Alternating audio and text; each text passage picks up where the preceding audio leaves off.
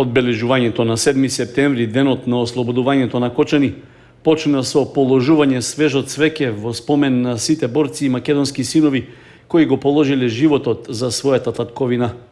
На споменикот на слободата почит им оддадоа представници од Сојузот на борците, како и од локалната самоуправа и од Советот на општина Кочани. Своји делегации имаа и општинските ограноци на ВМРО, ДПМН и СДСМ, предводени од локалните партиски лидери.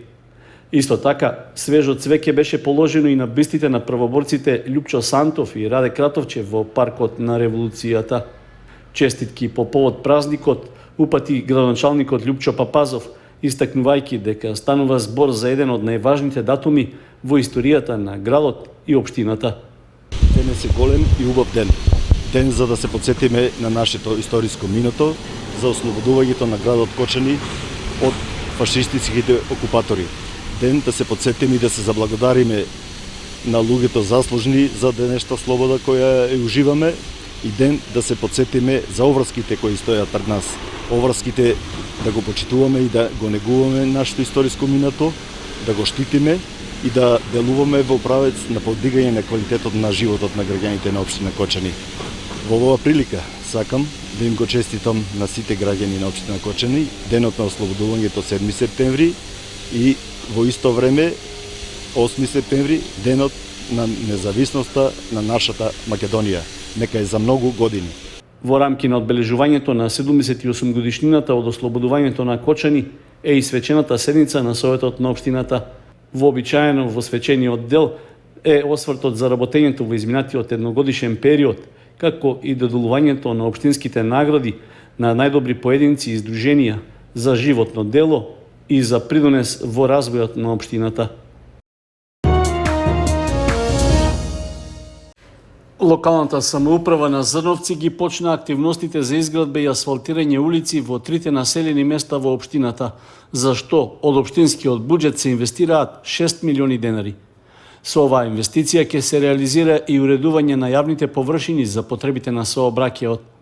Градежната механизација и работниците ги почнаа активностите на улицата Авној, односно Васил Чакаларов во Зрновци, каде се асфалтира крак во должина од околу 180 метри, заедно со крстосницата на улицата Илинденска.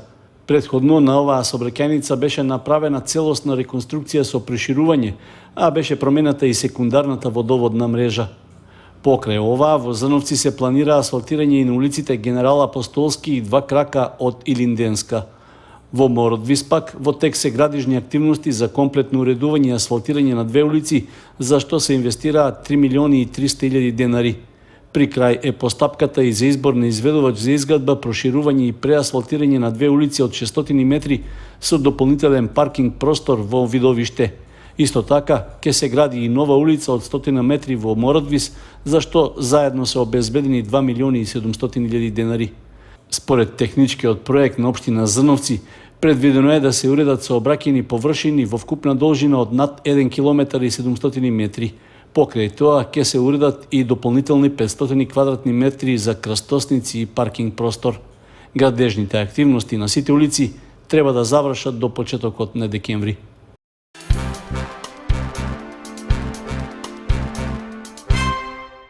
Постар жител на Кочани наседнал на веќе познатата и стара измама за наводна сообраќајка со странец, при што бил оштетен за околу 100.000 денари.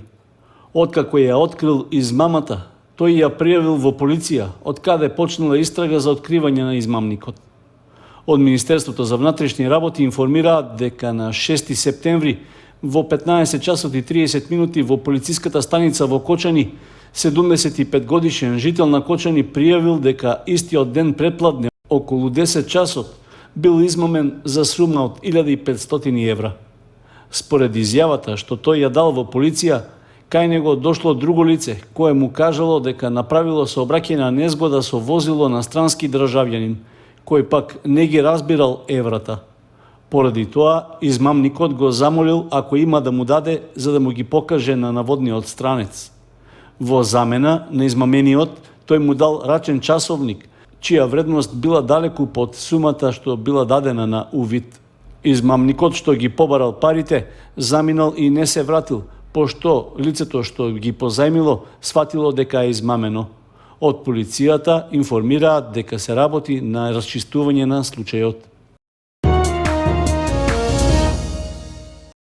Првата генерација посетители на Академијата за извршни директори Прогресив од Виница ги добија сертификатите по успешно завршената обука што се реализираше во изминатите 8 месеци. На свеченоста беше нагласено дека во практика се остварува идејата да се оформи центар за обука во овој регион од државата, што во иднина треба да прерасне во предводник за едукативен развој и унапредување на менаџерските вештини. Потврда за тоа е што Академијата Прогресив стана првата верифицирана академија за извршни директори кај нас. При тоа вкупно 16 посетители од првата генерација се стекнаа со признати сертификати. Она што го посакувавме и што го замислувавме, навистина го остваривме, дури и мислам дека го надминавме тоа што очекувавме. Благодарам уште еднаш и за целиот труд ваш и за трудот на сите инструктори за ваков добар резултат. Јас сум сигурен дека тоа што ја завршивте оваа академија, кај сите вас учесниците направи голема промена во вашето размислување, во стекнатите вештини, ставови, начинот на представување и дека со ова искуство вие учесниците на првата генерација ќе бидете уште поуспешни во својата работа, а исто така и посрекни и поисполнати во животот. Навистина сум горд на тие постигнати резултати кај сите вас. Посакувам да и вие и вашите семејства бидат горди исто така на вас првата генерација на Прогресив Академија и со примењето на овој сертификат за успешна работа да го ширите добриот глас и да препорачате оваа академија и кај вашите роднини, пријатели, колеги, како би можела академијата да обстои во иднина, но и уште поважно, како би можеле да анимираме и да обучиме уште повеќе менаџери кои се навистина потребни за да можат да се носат со вака непредвидливи економски текови во државата и во стопанството во целина. Академијата Прогресив беше основана пред една година, заедно со Центарот за развој Винчини, од страна на компанијата Мак Прогрес од Виница. Придонес во формувањето на Академијата даде консултантската компанија Prime Point Partners, а поддршка доби и од Европската банка за обнова и развој и од јапонски донаторски фондови.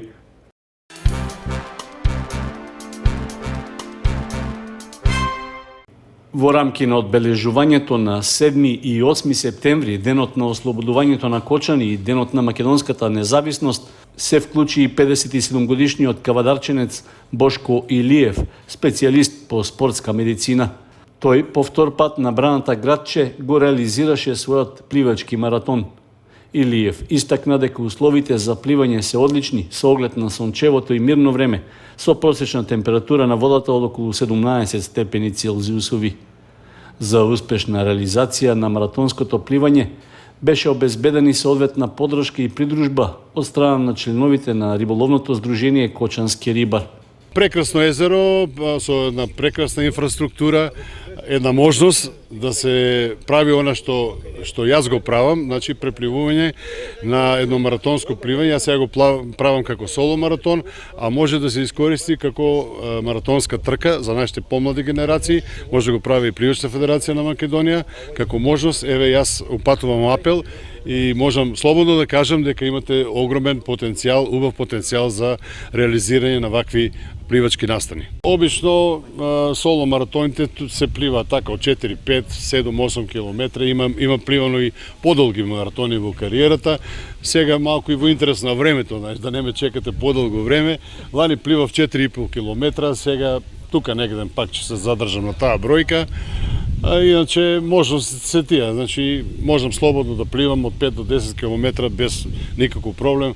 Во знак на благодарност за промовирање на туристичките потенцијали на браната градче, председателот на риболовното здружение Кочански рибар Ивица Јорданов на маратонецот Илиев му подари плакета.